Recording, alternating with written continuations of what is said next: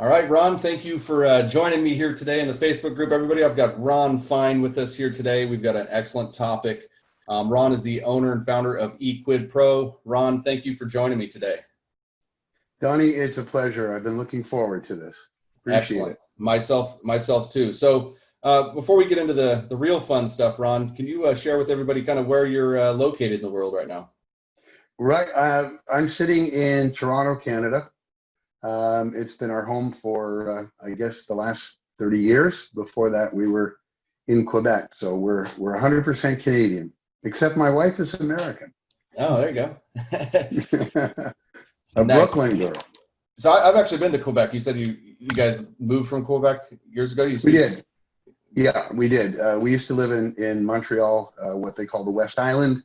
That's where we raised our kids. And I guess that's where I really, started getting into business and being a participant in the economy, doing the best that I can, and had a great life there. There were some issues in the province of Quebec. I don't know how well your listeners might know it, but there was some separatism, pardon me, goings on, and business was in the decline. So we decided to move down the highway to Toronto. It's about 5 hours away, and we've been here ever since, and it's been great. Nice. You guys, how's the Toronto economy up there with everything going on with COVID and things like that? You guys open it up a little bit, or? Yeah. Well, I'm really, really pleased and very proud of the way the Canadian government and the Ontario provincial government, Toronto being part of Ontario, the province, have managed and handled things. And they've really controlled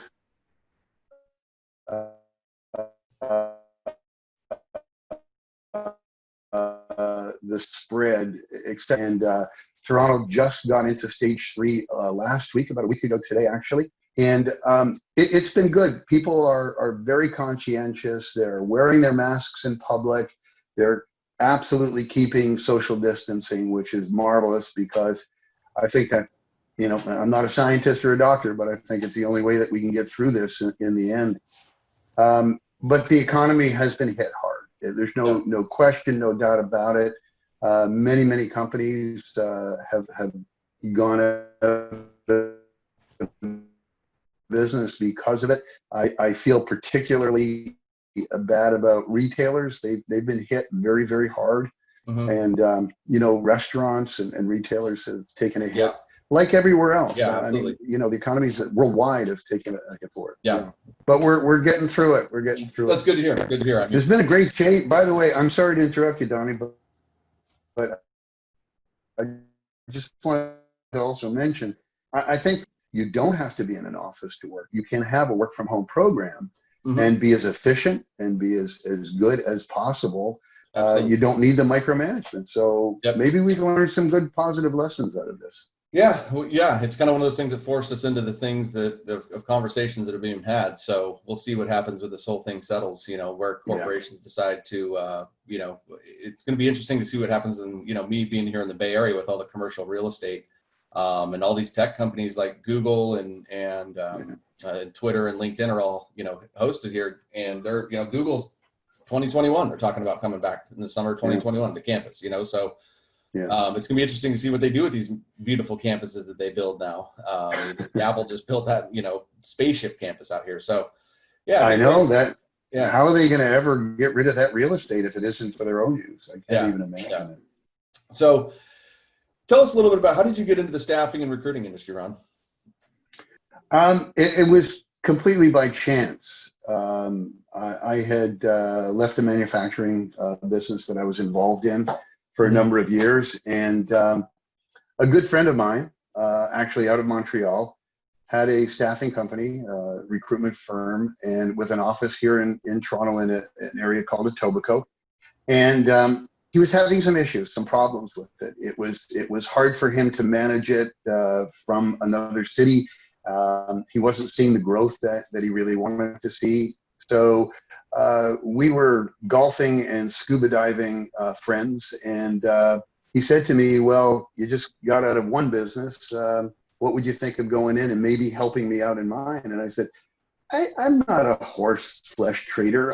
It had a bad connotation. Mm-hmm. Recruitment had a bad connotation. It was like I don't want to use the street word for it, but you were providing people and getting money for it. And Right. in some cases that's illegal. But so I didn't really know anything about it. I said to him, okay, I'll go in, I'll look at it, I'll see what's what. Let me see what I can do. Right. I actually got into it very quickly and really, really felt good about it and enjoyed it very much. We were running 360 desks, so it was limiting in that capacity. I did that with them for 5 years, and then I left and I moved on to another agency. 360 is really hard to work because you're limited in your capacity of what you can do and what you can close. And I'd always wanted to take either the sales side or the recruiting side. Right. And that was my next move, was to go into I kind of enjoyed the recruiting more than I enjoyed the sales, even though recruiting is sales. You've got to sell the candidates on the Of course. Yeah. So I moved through that, and eventually I ended up with in the professional services market. I was asked to join by a company out of Atlanta, out of the U.S., and we started a program here in Canada with the largest Canadian bank, and I was managing program manager of the process for that bank in Canada and U.S. cross-border, only on their contractor side. And we had in the area of about 3,000 contractors at any given time. So working with agencies, working with the contractors, working obviously with the client. And it gave me a very good view of how these managed service programs work. And it actually fed into my new company, eQuidPro, although I didn't get into that until most recently. We ran that. This particular company didn't feel like Canada was offering enough of a revenue stream, so they pulled out, and there I was back on the market again. And I ended up with another American company, a recruitment agency. Worked with them for a couple of years, and eventually moved on to open my own agency with my business partner, Open Trust Consulting, and that's been in existence for about 6 years now. Excellent. What were some of the challenges for you once you kind of went from working for somebody else into, taking it over on your own, or did actually, with all the experience you had, did it actually make it easier for yourself going that route? No, definitely no. It's a good it's a good education, but being an employee or being an owner has so many variables to it. And being an owner, you're dealing with a much broader range of things on a day-to-day basis, not only pushing the business and selling the business and client management, and working with candidates and working with your team, a recruitment team that we have in place. So there's so much more to do. And, I guess when you're an owner, you end up being a jack of all trades. You're doing everything, unless you just want to pay for everything. And when you're starting a business, that's unless you've just got smart investment in Google and Apple in the old days, you're working hard to keep things afloat. Very, very different. I don't know that everyone is cut out for it, because it takes a lot of effort, a lot of work, a lot of ups and a lot of downs. Right. And you're answering to everyone. You're answering to everyone, so it's difficult. But lessons learned about the recruitment industry particularly, yes, they were very, very good lessons, and they certainly helped out in our development of Open Trust Consulting. So that helped a lot and worked well. That's awesome. Now, one of the things we kind of wanted to talk about today was, this whole thing where it's harder for the smaller companies to really be valued. Can you hear me? Can you hear me?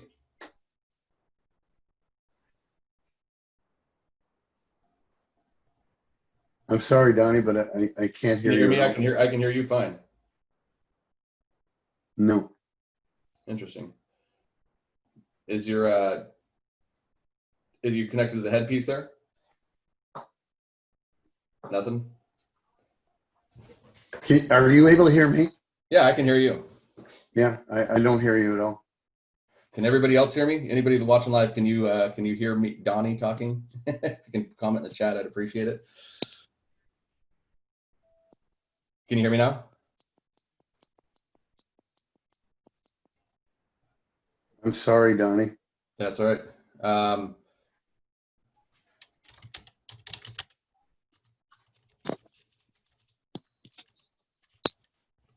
Yeah, so they can hear me online. So it's something with your mic, your earpiece there.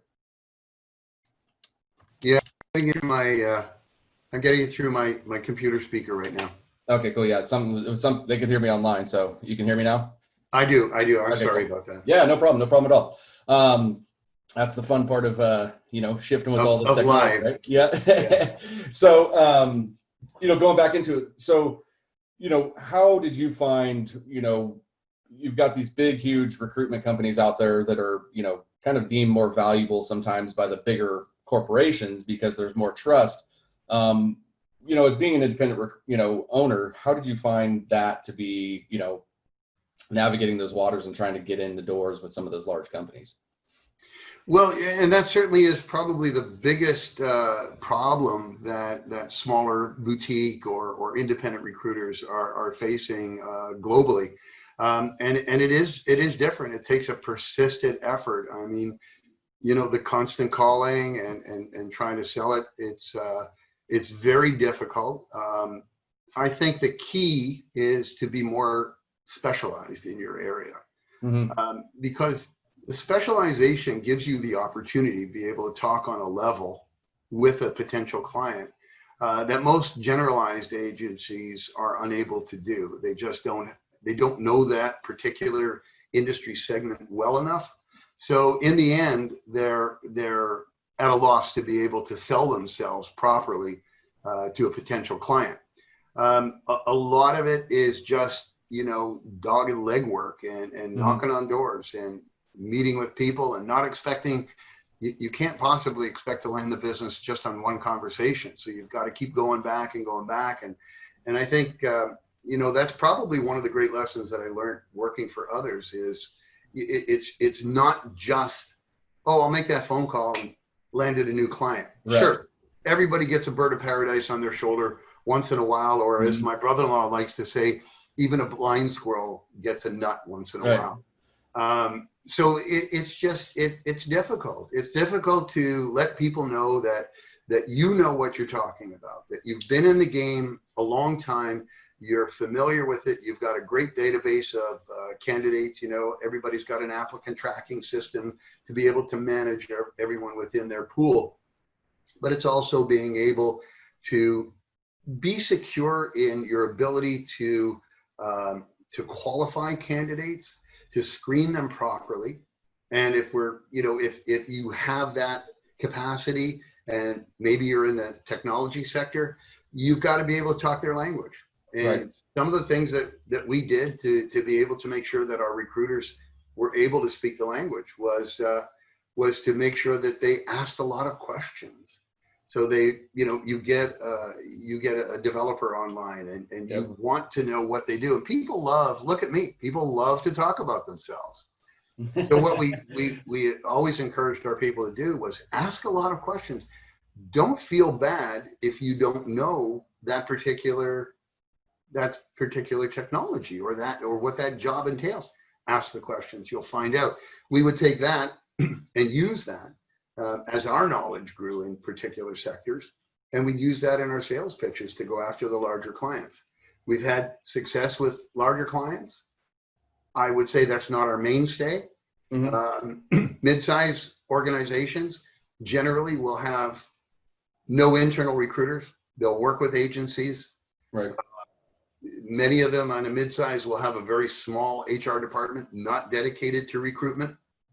So we filled a gap, we filled that void. Right. And that's how we would approach the clients. And mainly, and I must say, very, very rarely were we able to land large multinational clients. It's very difficult. I think a lot of it is because they're not educated on how good a boutique or an independent recruiter can be in that industry segment. So it's teaching them, I think, focus on the mid-size type of organizations. You have a better opportunity to be able to get their business. Right.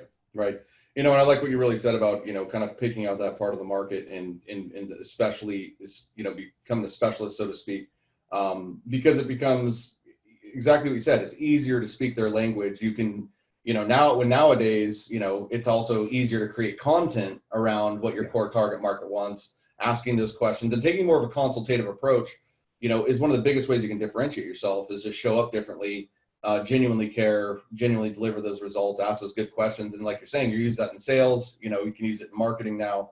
But I think those are huge things. I think it's a major advantage of kind of carving out a specialty niche in the market, so that your market, your clients perceive you in a different way, as being the expert, and you can have those conversations like you're saying. So I love that point. Yeah, true enough. I think in the end, all the client wants to know is what you're doing. Mm-hmm. And if you can understand their business, they'll come around. They'll see some value there. Yep. And hopefully that interprets into your database, so that you can provide them what they need. Yeah, no, I would agree. I mean, and I think there's definitely going to be an uphill battle to get into bigger corporations, because they do have those internal teams and things like that, and their motivations around hiring are certainly different. But the mid-size, I think, is a good area to attack, just like you were saying, because there isn't that big HR component usually. Mm-hmm. That's, they're focused on HR more than they are actual, the recruiting. So they're doing, comp plans, and they're making sure that policies and procedures are run efficiently. We had a young lady working for us as a recruiter, who held a master's degree in human resources. And I remember the first day she was on board, we were kind of getting used to one another and finding out a little bit about each other. I asked her a question. I said, during your education for human resources, how much time was spent on recruitment? And she laughed and she said, really? Maybe 2 weeks out of 2 years. Yeah. That's all. We never really touched on that. Yep. We focused on other areas of HR that were important to large corporate clients. And I said, well, that's stunning, because if they really provide such little education along those lines, what made you decide that recruitment was something you wanted to be in? Mm-hmm. She said, it's because it was my first job after graduating. It was my first job. And I just felt good that I was helping people, helping clients. It's a win-win-win situation all the way around. Actually, it's 4 wins if you think about it. The client is happy, they've made a hire. The candidate is happy, they've got a new opportunity. The agency is happy, we've made money, and the recruiter's happy, they've made money.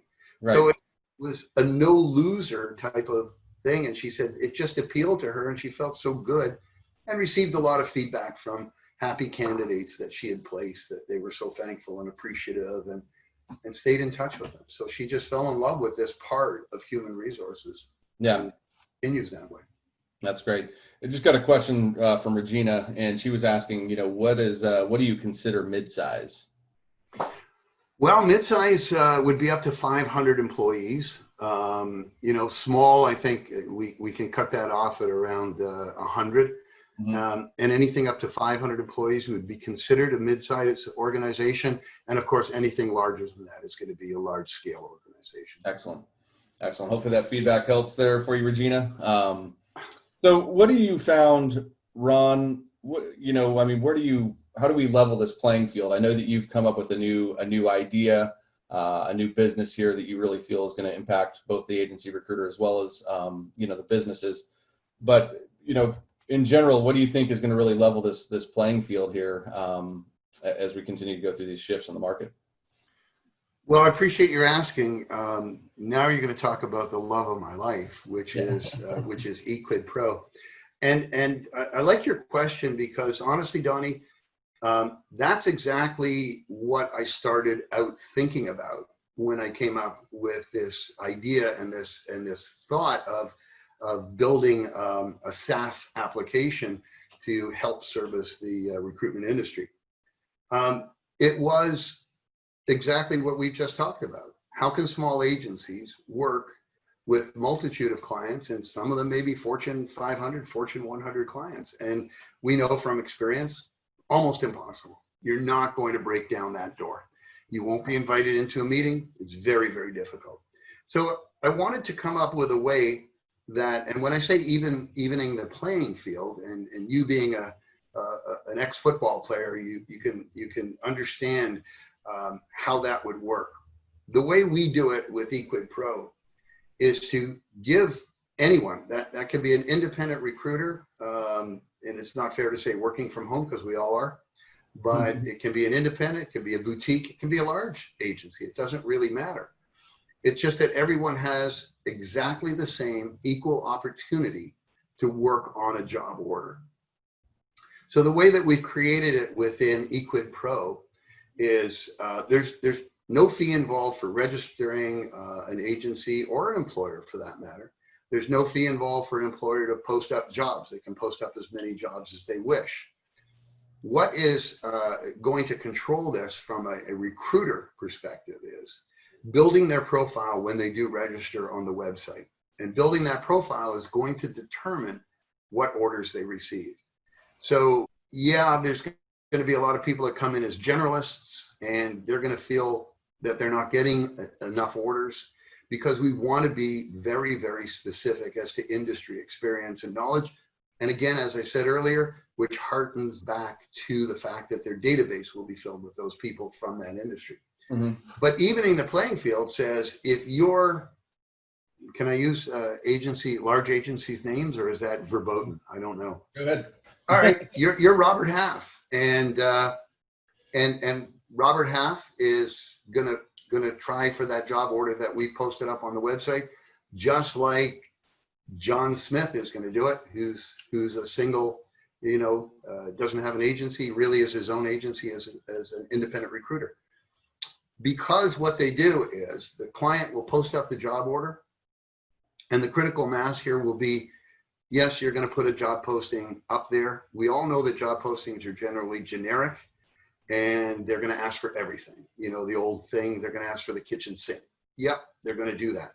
But we want to tighten that up a little bit. So what we've had them do is create the 3 to 5 most critical responsibilities of this role, the 3 to 5 most critical skills for this individual, education and or certifications, and they have to answer those. They're all defaulted. They have to answer those. The posting goes up.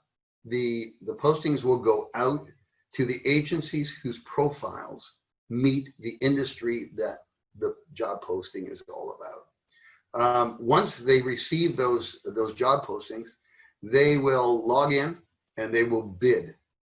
So the client, the employer, will put up, if we're talking about perm, for example, they'll put up the base salary, and they'll say, we're offering $100,000 a year for this particular job. We're offering 10 to 15% bonus, so on and so forth, all of the details of the job. And again, going back to those critical responsibilities, critical skills, and education certification. They'll also put in how much they're willing to pay a recruiter to find them the right candidate. But that fee that they put on there is only going to be a guideline for the agencies, because the agencies are then going to be involved in what's referred to as a reverse auction. So if I take a moment just to explain that portion of it, if you go to an auction and they've got a beautiful Renoir and you say, oh, that would be perfect for my den, you've got a paddle and you hold it up when you want to bid higher and higher and higher. In a reverse auction, the concept is we're going to state what the top price is. You have to bid lower.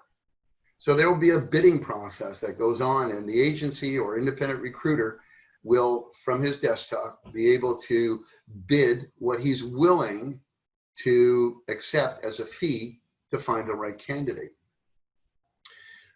The client in posting the job is going to control a few more areas. He's going to control the number of agencies he wants to work with. they're going to control the number of resumes they receive from each of those agencies. So unlike working with some of the job boards where they're inundated with hundreds and hundreds of resumes, be they, you know, resumes that meet the requirement or not, doesn't matter. People will just throw their resumes at it. They're going to control that. The agency will then respond with their bid, and they'll say, you know, an average, or pardon me, the industry standard in Canada is about 20% of base salary, of first year base salary, not including bonuses, just base salary. So 20% of $100,000 base salary would be $20,000. Pretty standard here in Canada. Agencies will bid on that. Agencies will come in at 17,000, 16,500, 18,000.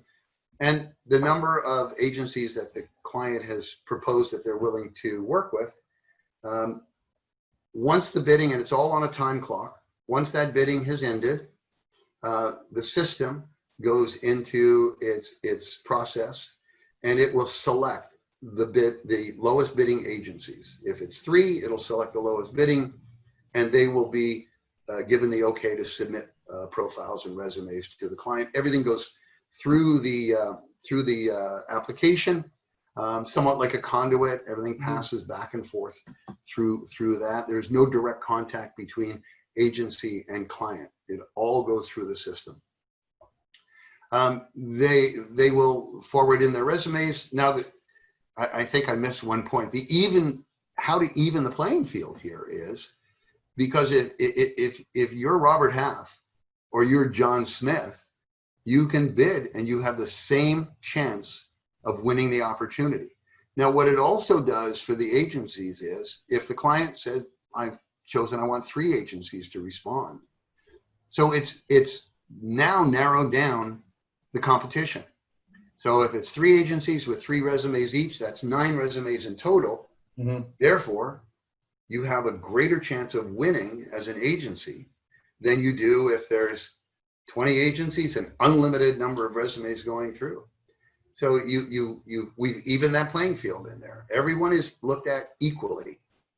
Robert Half is no greater than John Smith, and has the same opportunity to win that business.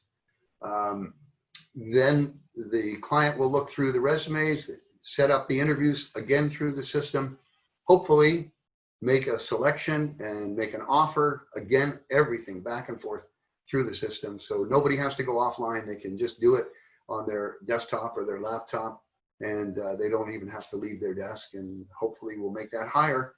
And then we'll manage the invoicing, we'll manage the payment, we'll manage paying the agency.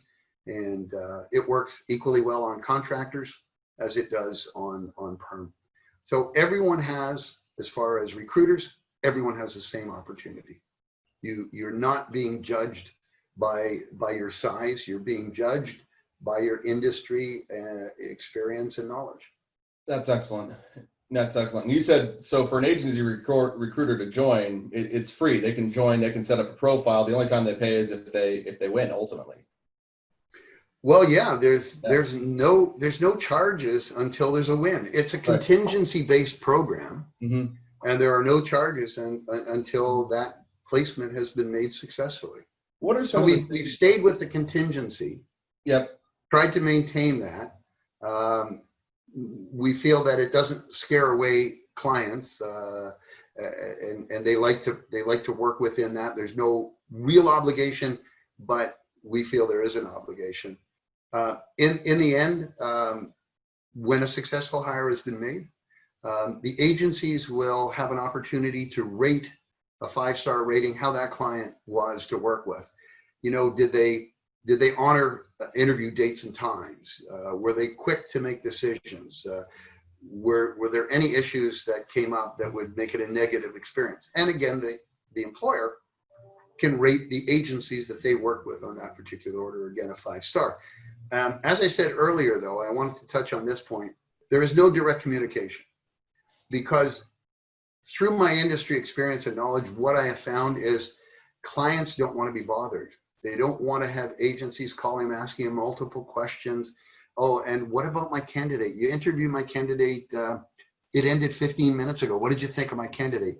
We don't permit that. So what we've done is we've embedded a communication tool within the application that only the winning agencies can reach out via the tool to the hiring manager. They don't know who he is. They don't have any other contact information for them, and ask questions about the job only. If they start asking questions about my candidate's interview, how did it go? They're going to be knocked out of the game, because that's one thing we want to provide to the employers is your hiring manager can do their regular job. They don't have to be inundated with disturbing calls and emails that they have to answer. So how do you kind of combat that with one of the things that kind of gives recruiters a bad stigma is that they don't give good client or good candidate feedback. Candidate didn't get the job, didn't get the feedback. So how does that work around with the platform?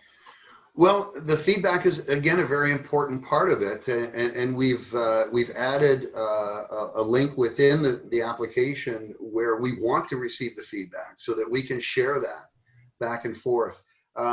We also give the employer the opportunity to ask for more resumes. We ask that if they want to end it because they didn't get anybody good and want to repost that, they're entitled to do that. They can just click a button and have that done as well. We want to be sure that both sides have an equal opportunity to have a successful relationship. Be that at arm's length, we still want them to have a successful relationship within the tool and get the job done. Ultimately, it's get the job done. Let's find the right candidate. Let's get them working. We have guarantees in place as well. Client has the opportunity when they post their job to decide what that guarantee is. Is it 30 days, 60 days, 90 days? We will work with them. They have a 100% money back guarantee if that's what they wish. Right. We prefer that they don't, but if they wish, we will give them their money back. Got it. So we'll manage that system through our tool. Excellent. Excellent. And so if for the recruiters that are listening right now, where should they go to register and sign up? Go to eQuidPro.com. It's eQuidPro.com. I guess if everybody's been paying attention to the news over the last few years, quid pro quo has come up often, more in a negative sense than what eQuidPro is, which is a very positive sense. And the interpretation of quid pro quo, obviously from the Latin, is something for something. And we feel that we're providing something for the service, therefore we are providing a something for something. Mm-hmm. So Regina was asking, what makes this different from bounty jobs? From bounty jobs. Job board. I'm not familiar with that. Mm-hmm. Bounty Jobs is another job board out there where they kind of do splits. The biggest differentiator. Oh, okay. They do. I'm a little bit more aware, and I can kind of help with you on this. Thank you. The biggest differentiator is that actually their ability, one from the profile side of the thing, but the biggest thing is the option and the ability to bid on the actual job. I'm not sure if I don't think Bounty does that. I think Bounty just kind of hands out splits. But that would be the biggest difference. I'm sorry. I thought you said value. I'm very familiar with Bounty Job, actually. Yeah, okay. I beg your pardon. Old ears, hard to hear. Well, Bounty Jobs is I've worked with Bounty Jobs, actually, through my agency. And Bounty Jobs is a little bit different because the client will put up the fee they're willing to spend. But if you as a recruiter feel you have a really super qualified candidate, you can ask for more money. We want to eliminate that. We want to take that out of the game. And that way we're going to entice more organizations to work with the tool and therefore work with recruiters. A lot of things that are going on out in the marketplace as far as technology is concerned when it's applied to the recruitment industry, they're bypassing the agencies and they want to go direct to the candidates. And bypassing the agencies, I'm an agency guy. That's not what I want to see. I want to see agencies flourish and because there's so much value in working with an agency.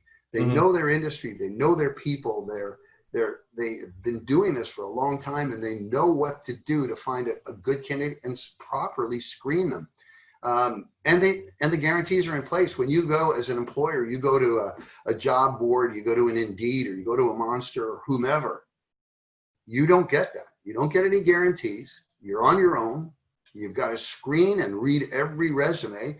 I don't know about you, Donnie, but I can read a resume probably in about 12 to 15 seconds because I know what to look for.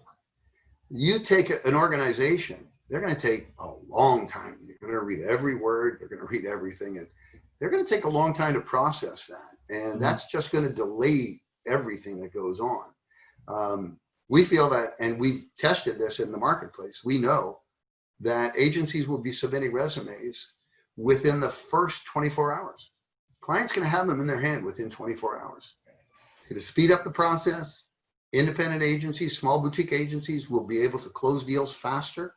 They'll be able to work on multiple deals that they would not have had the opportunity to do so previously on their own. They will be able to save a lot of money. And I know people are thinking, well, I got to drop my fees. You're not dropping your fees, you're bidding.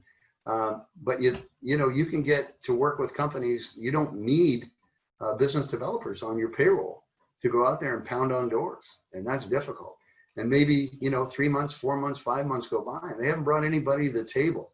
You'll be able to hit the ground running with eQuidPro, be able to work on job orders immediately. So there's a lot of things that are in favor using our tool. There is no other tool on the marketplace, and my co-founder and myself have been looking for the last 3 years. There is no other reverse auction application process out there, period, anywhere in the industry. So where are you guys at with the tool in terms of, are you guys launched? Is it live? Is it, we doing auctions right now? Like where are you guys at with the company and business? Yeah, we're live right now. As I said, the eQuidPro.com is the website. You go on there, there's a registration. You can read all of the other material on the benefits, both to employers and to recruiters. So there's a lot of information on there. As I said earlier, we publish a lot of white papers. We'll be coming up in the next couple of weeks with an ebook because we're addressing things that the industry is concerned with, and obviously the COVID is very, very important. We did publish with an HR company out of the UK. We did publish a paper on COVID and how it's affected the industry. So that's available on the website as well. And anybody that wants to get some knowledge base can go in and read those. We're live. We're anxious to get clients. We're anxious to get recruiters because we want everybody to be happy and make some money. Excellent. Love it. That sounds like a good idea, guys. There's no risk to go over to eQuidPro.com and sign up and get in on this wave early and see how you can support Ron and support your own business. I think this is a really, going to be a fun journey for you, Ron, as this thing unfolds, and sounds like a really, really well thought out, platform and tool that you guys have created there. Very, very simple to use, very easy, all straightforward, including the registration process. If there's any issues, you're able to reach out to us and let us know that you're having a problem. We'll take care of it immediately. We're very anxious to get this out. US has, about 19,000 agencies with 1 to 10 people is their maximum, which is amazing. And only 2 Fortune 500 agencies that are US based. That's Robert Half and Manpower. So there's a lot of independent people out there. There's a lot of smaller agencies out there that could really bring some great value to their business by joining us. And we'd love to have you on board. We'd love to work with you all. Yeah, excellent. And for those of you that are listening, we're about to wrap this up, but if you have any questions for Ron about the platform, please throw them out. And I have one from Ken right now. Ken just said, I joined a little bit late. You may have already covered this, but what prevents an agency from circumventing eQuidPro and attempt to do the work with a client directly? He said, not that I would try, but some may. No, I'm sure everybody's totally and completely above board and honest with that. Well, they're in the process of registration. There are terms and conditions that have to be agreed to and signed on for. And one of them is that you don't circumvent the system. Now, we will be managing this. We're watching everything. I don't want to sound like Big Brother, but we have to be sure. And if it happens, you know, that's the last time you're going to work through eQuidPro's application. We really don't want to have that happen. We want to have good relationships with employers and with agencies. It's very important to us, obviously. But you're not going to know who the employer is. You're not going to have access to them until the final stage when the offer comes in. So other than that, the only communication you can possibly have with them is through our tool and our communication platform within the tool. So we hope that will help. We're not so naive to believe that it'll never happen. It'll happen, and we'll deal with it accordingly. Excellent. Hopefully that answers that, Ken. I think that's pretty straightforward there. And you guys are obviously going to be doing some policing on the platform, which is a little policing is always good. So excellent, Ron. Thank you so much for being here today and just sharing your value and your knowledge, and also, you know, introducing this tool to everybody in my network. I think there's some value for some people here to be able to go sign up. And again, there's no risk to sign up for eQuidPro.com. And be a part of that community and see what maybe drum up some business there. That would be wonderful. Is there any, you know, I usually like to ask, you know, what's the one tip you'd give an agency recruiter? What's one tip you'd leave the guests with today? Know your industry inside out and backwards. Take the time to educate yourself so that you can become that indispensable resource for the employer. So focus in, know your industry, be able to talk from a knowledge level. And I think that helps everyone within our industry community to better their chances and better their opportunities. Excellent. Well, thank you again, Ron, for being here with me today and bringing value again. And everybody head over to eQuidPro.com, give it a shot, you know, see if you get a chance and see if it makes sense for your business. Sounds like Ron's onto something here. So thank you, everyone. Have a great weekend, and we'll talk to you all next week in the next live interview with Ben Bonnell will be joining me next week. So thank you, everybody. We'll talk to you soon. Thank you, Ron. Thank you, Donnie. All the best.